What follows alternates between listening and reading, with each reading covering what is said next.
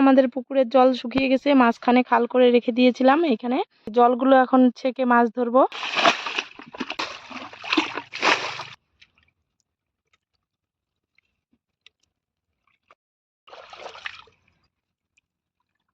খালে থেকে এতগুলো মাছ মেরে নিয়ে আসলাম।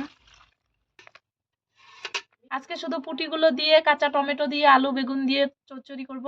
এই মাছগুলো এখন কেটে নেব। মাছগুলো কেটে ধুয়ে নিয়েছি, সবজিগুলো কেটে নিয়েছি, ধুয়ে নেব।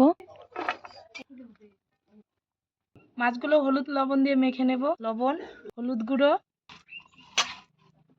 মাছ ভাজার জন্য সরষের তেল দিয়ে দেব।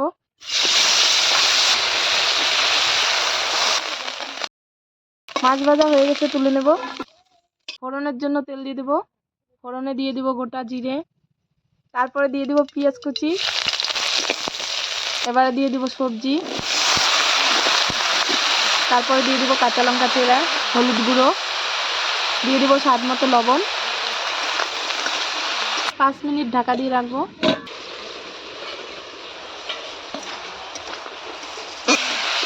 এবার অল্প জল দিয়ে দিব। দিয়ে দিব জিরে বাটা,